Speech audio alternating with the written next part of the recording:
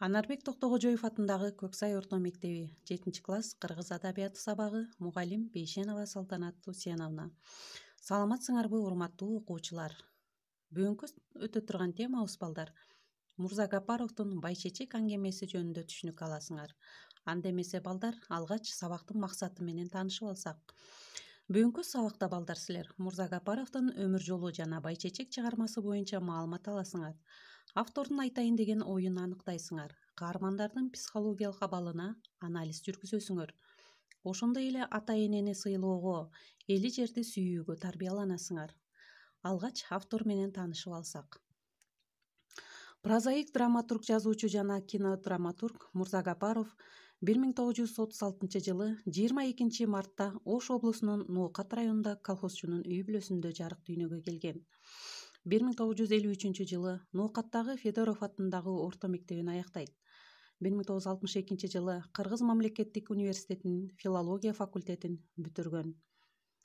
1965-1967 жылдары Москвадагы жогорку сценарийлер курсунун угуучусу болгон. Эмгек жолун жөнөкөй колхозчу болуудан баштаган. Ошондой эле Мурза Гапаровдун аты кыргыз адабиятында 1960 жылдан бери белгилүү боло баштайт. Аны 1962 жылы Тажик ССРнын Мургап районундагы мугалим болуп иштөөдөн баштайт. Демек, жөнөкөй колхозчудан мугалим болуп, мугалимдиктен улам жогорулап редакторлукка чейин иштеген. Анын чыгармалары 1950 жылдын ортосунан баштап басылып чыга баштаган. 1963 жылы өзгөчө басылма менен Мейман аттуу повести жарык көргөн. Күн мурун түнү аңгемеси жана повесттер жыйнактарынын автору. 1979 жылы Дарыялардын шоокуму, 1983 жылы Биздин үйдүн Карлысын аттуу жана башка чыгармалары Боордош Казак Республикасында дагы театрлардын сахналарында коюлуп келген. Ошондой эле документалдуу фильмдердин дагы автору болгон. Кыргыз эл жазуучусу Мурза Гапаровдун кайталангыс шедеврлеринин катарында Байчечек деген аңгемеси бар. Жазуучунун чакан шедеврин окуган сайын улам жаңы кырлары ачыла берүүчү, жөнөкөй баяндоо артында көп сырларды камтыган чыгарма катары окурмандардын кызыгуусун арттырып келет. Аңгеме алгач Ала тоо журналынан жарыяланып, андан бери китептен китепке, журналдан журналга жарыкка чыга баштайт. Бул чыгармада айылдан шаарга келип, улуттук каада салттардан кыйла алыстап калган шаардык интеллигенттин ички дүйнөсүндө болуп өткөн адеп ыймандуулуктун өзгөрүү, ошондой эле чыгарманын сюжеттик композициясынын негизин түзөт. Бул чыгармада балдар Кыяздын башынан өткөн турмушу тууралуу баяндалат. Ал өзү ушул айылда эле өсүп чоңойгон жигит болгон. Андан кийин окуу максатында шаарды көздөй жөнөйт. Ошентип жүрүп ал 18 жыл, айылынан кеткенине 18 жыл болот. Байчечек чыгармасы. Телефон шыңгырап атты. Кыяз анын үнүн көпкө угуп жатып араң ойгонду. Үйдүн ичи караңгы. Кайсы маал экени билинбейт. Кечпи, түн ортосубу же таңга жуукпу. Аэропорттон самолеттун гүрүлдөгөн үнү угулат. Бирок алар күнү-түнү учуп жүрүшөт да. Беймаалда телефон чалган ким? Болгондо да шаардан эмес. Телефондун коңгуроосу узак шыңгырайт. «Эй, телефон шыңгырап атат!» деп аялын түрттү. Бирок аялы ойгонгон жок. Турууга туура келди. Стулдарга чалынып барып трубканы алды. «Алло, бул Исаковдун үйүбү?»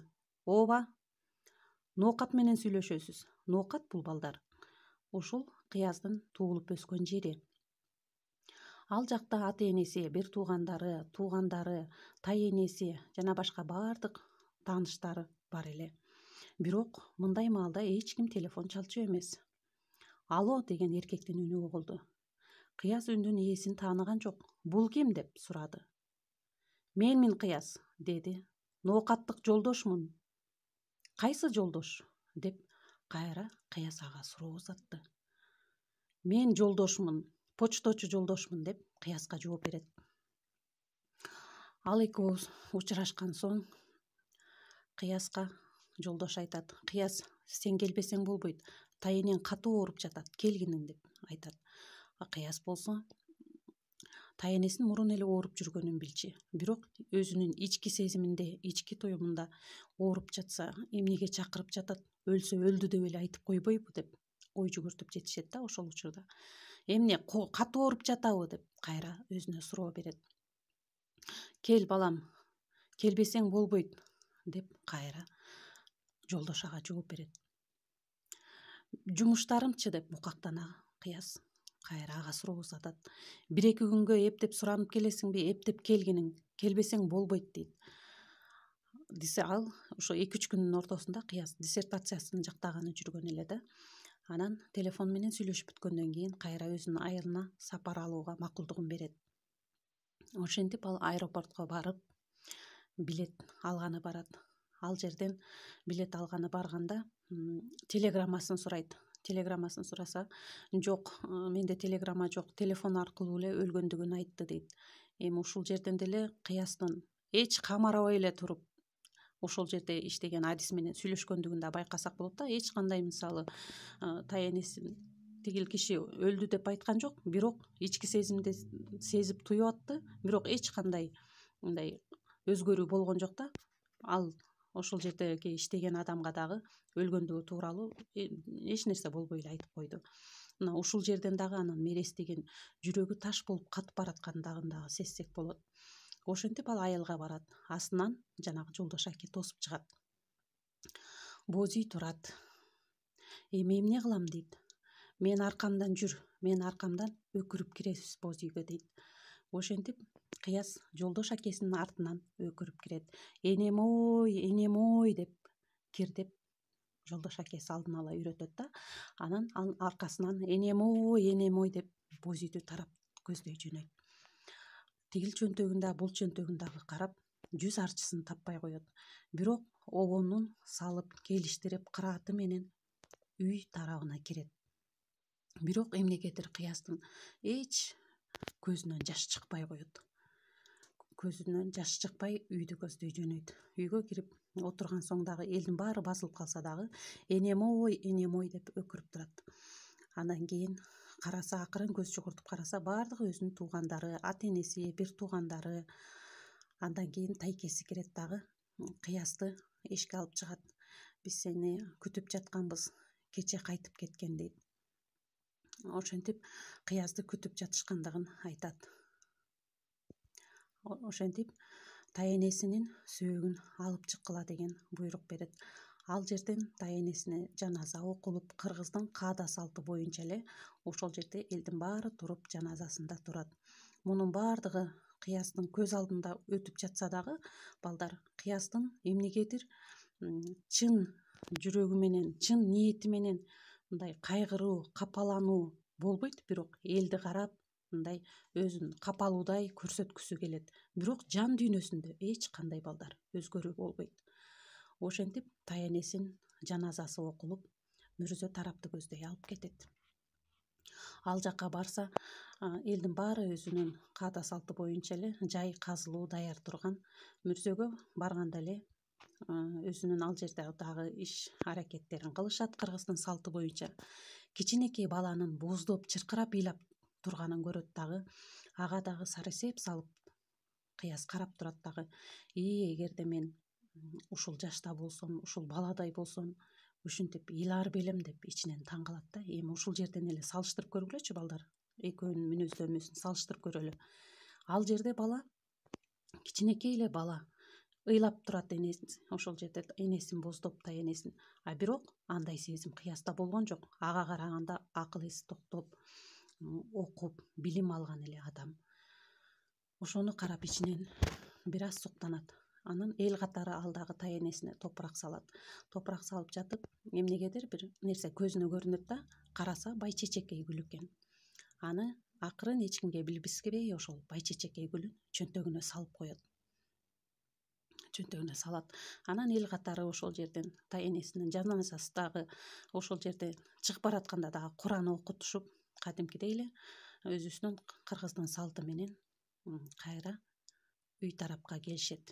Үйүнө келгенден кийин Кыяз кайра ата-энесине айтат: "Мен кайра шаарга кетишим керек" дейт. "Мейли балам, кетсең кетесиң да" деп коет. Ошентип кыяс кайра шаарды көздөй жөнөп кетет.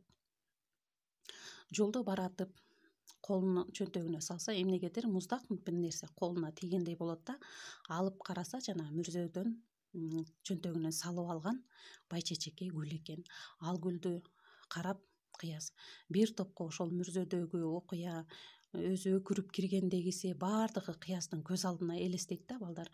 Ошол байчечекей гүлөн кармаганда көз алдына элестеп кандайдыр бир адамдык сезими ойгонуп, буга чейин башкача кыяс эмнегедир башкача өзгөрө баштайт.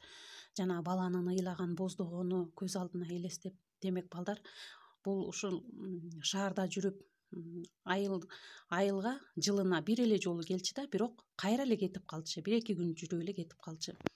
Демек сыртта жүрүп айылдын каада салттарын дагы эс тутумунан чыгара баштаган экен. Тууган урук менен дагы көп катташпай, ушундай өлүм житимдерге дагы көп катышкан эмес. Салт өзү кыргыз уулу, кыргыз жигити болсо дагы мындай салттан, көрүнүштөн артта калган экен. Анан кийин ошонун баардыгын көз алдына элестеп, өзүнүн мерестигине таң калып, ошол бала чада эмне үчүн тайенеме мен чын дилимден өкүрүп ыйлаган жокмун деп кандайдыр бир сезимдер ойгоно баштайт. Тайенеси бул кыяс келсин, кыяс келет деп ооруп жатса дагы, кыястын келишин чыдамсыздык менен күттү эле. Бирок кыяс ошол ооруп жүргөн кезинде да барган эмес.